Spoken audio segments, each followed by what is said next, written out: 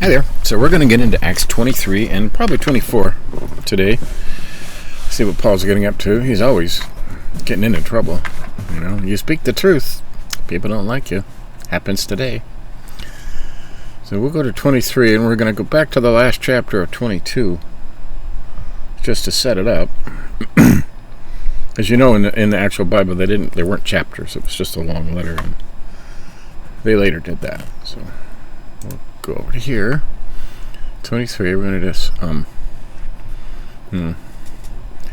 He revealed his Roman citizenship, and everybody's like, "Oh no," you know, and they were all frightened because they were going to have him whipped like a Jew. And anyways, the next day, the commander ordered the leading priests into session with the Jewish High Council. He wanted to find out what the trouble was all about, so he released Paul to have them stand before them. So he's standing before the High Council now, his own High Council. We'll begin. Gazing intently at the High Council, Paul began, "Brothers, I have always lived before God with a clear conscience." Instantly, Ananias, the high priest, commanded those close to Paul to slap him on the mouth. But Paul said to them, "God will slap you, you corrupt hypocrite. What kind of judge are you to break the law yourself by ordering me struck like that?" Though standing near, Paul said to him, "Do you dare to insult God's high priest?" "I'm sorry, brothers, I didn't realize he was the high priest," Paul replied. "For the scriptures say you must not speak evil of any of your rulers." Paul realized that some of the members of the High Council were Sadducees. Now the Sadducees, just for a little background, they didn't believe there was a heaven. They believed, very much like today's Church of Scientology. They don't believe there's a heaven. They believe this is your only life, and you make this life the best you can, and when you die, you're dead, it's over. That's why it said they were sad, you see. Anyways, and some were Pharisees. So he shouted, "Brothers, I am a Pharisee, as were my ancestors, and I am on trial because my hope is in the resurrection of the dead." Sadducees don't believe that. This divided the council, the Pharisees against the Sadducees, for the Sadducees say there is no resurrection or angels or spirits, but the Pharisees believe in all of these. So there was a great uproar. Some of the teachers of religious law, who were Pharisees, jumped up and began to argue forcefully. "We see nothing wrong with him," they shouted. "Perhaps a spirit or an angel spoke to him."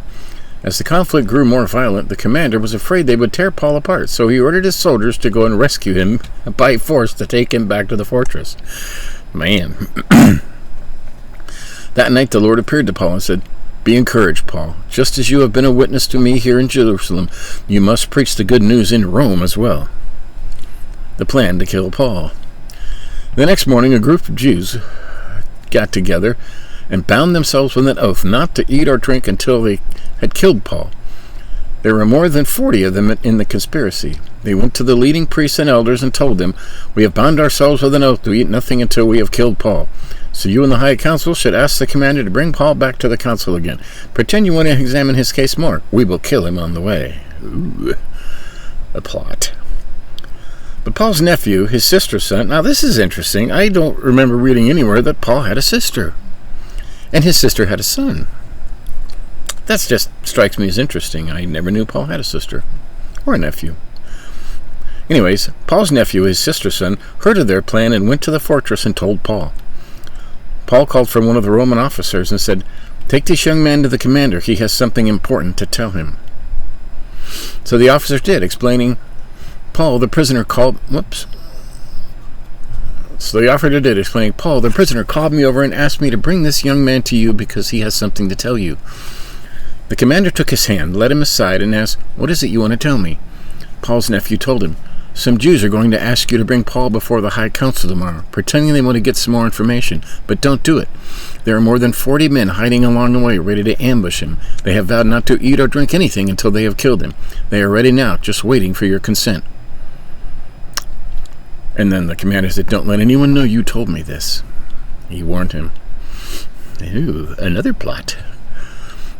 Then the commander called 2 of his officers in order to get 200 soldiers ready and leave for Caesarea at 9 o'clock tonight. Also take 200 spearmen and 70 mounted troops. Man, that's a lot of people. That's like 400, that's almost 500 people for one dude. Provide horses for Paul to ride and get him safely to Governor Felix. Then he wrote this letter to the governor. From Claudius Lysias to His Excellency Governor Felix, greetings. This man was seized by some Jews, and they were about to kill him when I arrived with the troops. When I learned he was a Roman citizen, I removed him to safety. Then I took him to their high council to try and learn the basis of the accusations against him. I soon discovered the charge was something regarding their religious law. Certainly nothing worthy of imprisonment or death.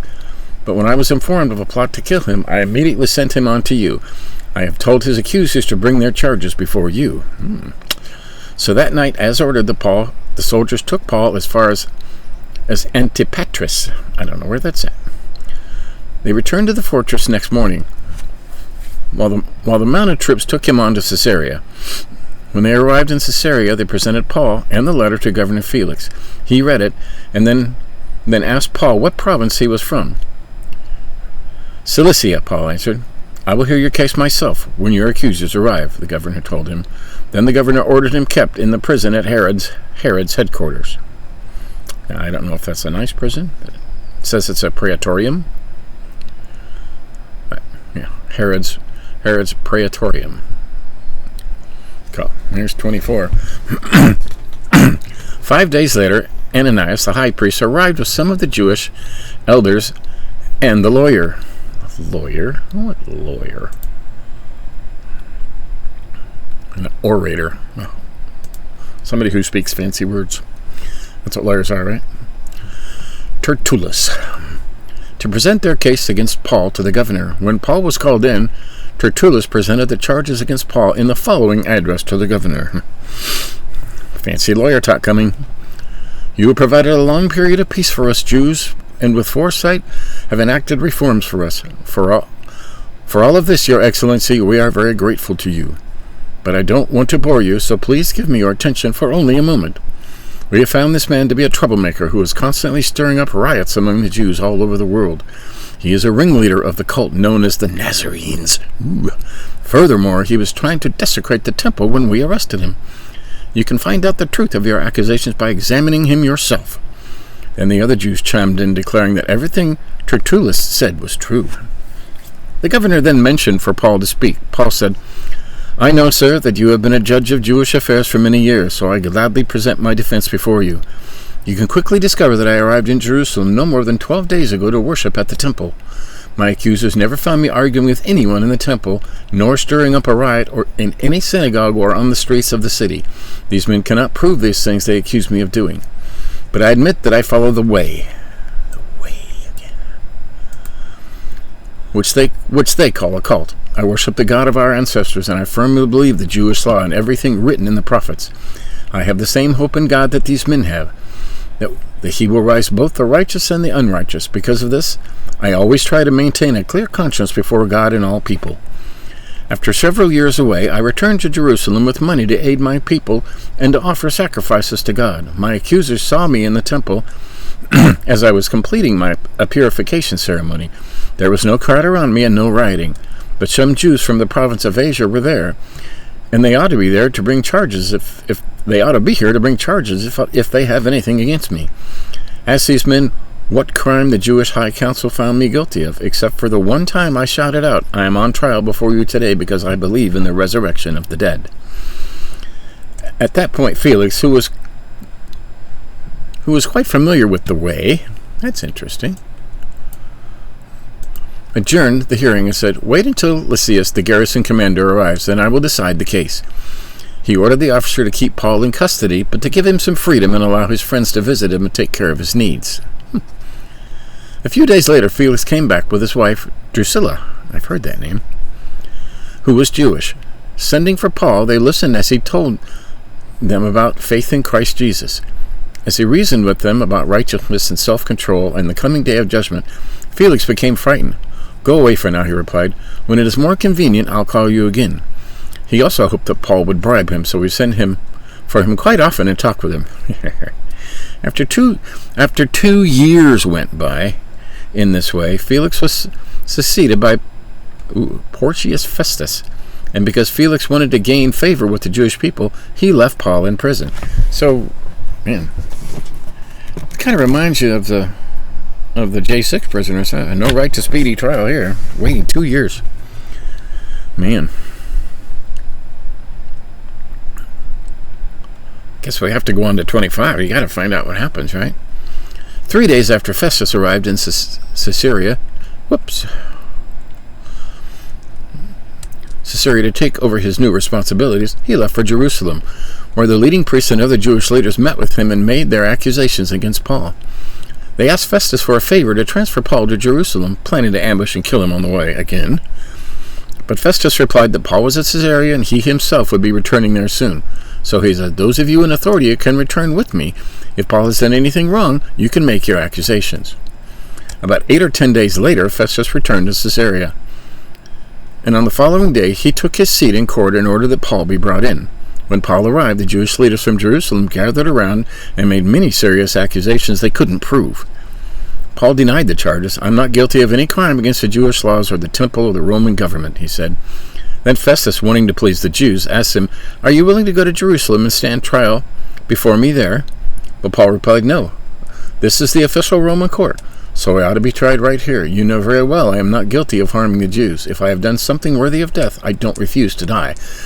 But if I am innocent, no one has the right to turn me over to these men to kill me. I appealed to Caesar." Whoa, those are big words back then, appealed to Caesar. Festus conferred with his advisors and then replied, "Very well, you have appealed to Caesar, and to Caesar you will go." Well, that was a last-ditch effort, and that was like secret code. And a few days later, King Agrippa arrived with his sister Bernice to pay their respects to Festus. During their stay of several days, Festus discussed Paul's case with the king. "There's a prisoner here," he told him, "whose case was left for me by Felix. When I was in Jerusalem, the leading priests and Jewish elders pressed charges against him and asked me to condemn him. I pointed out to them that Roman law does not convict people without a trial. They must be given an opportunity to confront their accusers and defend themselves. When his accusers came here for the trial, I didn't delay. I called the case the very next day and ordered Paul brought in. But the accusations made against him weren't any of the crimes I expected. Instead, it was something about their religion and a dead man named Jesus who Paul insists is alive. I was at a loss to know how to investigate these things, so I asked him whether he would be willing to stand trial on these charges in Jerusalem. But Paul appealed to have his case decided by the emperor. So I ordered that he be held in custody until I could arrange to send him to Caesar." "I'd like to hear the man myself," Agrippa said, and Festus replied, "You will tomorrow." So the next day, Agrippa and Bernice arrived at the auditorium with great pomp and circumstance. He's a king, accompanied by military officers and prominent men of the city. Festus ordered that Paul be brought in. Then Festus said, "King Agrippa, and all who are here, this is the man whose death is demanded by all the Jews." Not all of them. "Both here and in Jerusalem. But in my opinion, he has done nothing deserving death. However, since he appealed his case to the emperor, I have decided to send him to Rome. But what shall I write to the emperor? For there is no clear charge against him. So I have brought him before all of you, and especially you, King Agrippa, so that after we examine him, I might have something to write. For it makes no sense to send a prisoner to the emperor without specifying the charges against him." We just can't seem to get away from this, 26. Then Agrippa said to Paul, "You may speak in your defense." So Paul, gesturing with his hand, stated his defense. "I am fortunate, King Agrippa, that you are the one hearing my defense today against all of these accusations made by the Jewish leaders, for I know you are an expert on all Jewish customs and controversies. Now please listen to me patiently. As the Jewish leaders are well aware, I was given a thorough Jewish training from my earliest childhood among my own people and in Jerusalem. If they would admit it, they know that I have been a member of the Pharisees, the strictest sect of our religion. Now I'm on trial because of my hope in the fulfillment of God's promise made to our ancestors. In fact, that is why the 12 tribes of Israel zealously worship God night and day, and they share the same hope I have. Yet, Your Majesty, they accuse me of having this hope. Why does it seem incredible to any of you that God can raise the dead? I used to believe that I ought to do everything I could to oppose the very name of Jesus the Nazarene. Indeed, I did just that in Jerusalem, authorized by the leading priest. I caused many believers there to be sent to prison and cast my vote against them when they were condemned to death. Wow. Many times I had them punished in the synagogues to get them to curse Jesus. I was so violently opposed to them that I even chased them down in foreign cities. One day I was on such a mission to Damascus, armed with the authority and commission of the leading priest. About noon, your majesty, I was on the road. A light from heaven, brighter than the sun, shone down on me and my companions. We all fell down, and I heard a voice saying to me in Aramaic, 'Saul, Saul, why are you persecuting me? It is useless for you to fight against my will.' 'Who are you, Lord?' I asked. And the Lord replied, 'I am Jesus, the one you are persecuting. Now get to your feet, for I have appeared to you to appoint you as my servant and witness. Tell people that you have seen me, and tell them what I will show you in the future, and I will rescue you from both your own people and the Gentiles.' Yes, I am sending you to the Gentiles to open their eyes so they may turn from darkness to light and from the power of Satan to God. Then they will receive forgiveness for their sins and be given a place among God's people who are set apart by faith in me." And so, King Agrippa, I obeyed that vision from heaven. I preached first to those in Damascus, then in Jerusalem, and throughout all Judea, and also to the Gentiles, that all must repent of their sins and turn to God, and prove they have changed by the good things they do. Some Jews arrested me in the temple for preaching this, and they tried to kill me. But God has protected me right up to this present time so that I can testify to everyone, from the least to the greatest. I teach nothing except what the prophets of Moses said would happen, that the Messiah would suffer and be the first to rise from the dead, and in this way announce God's light to the Jews and Gentiles alike." Suddenly Festus shouted, "Paul, you are insane. Too much study has made you crazy." But Paul replied, "I am not insane, most excellent Festus. What I am saying is the sober truth." And King Agrippa knows about these things. I speak boldly, for I am sure these events are all familiar to him, for they were not done in a corner. King Agrippa, do you believe the prophets? I know you do. Agrippa interrupted him. Do you think you can persuade me to become a Christian so quickly? Paul replied, whether quickly or not, I pray God that both you and everyone here in this audience might become the same as I am, except for these chains.